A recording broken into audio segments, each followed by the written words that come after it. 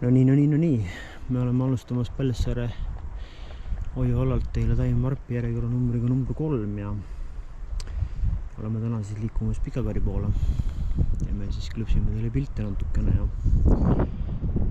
ja siis ongi nii, et GoPro Hero 10 Black ja 21. märts. Nii et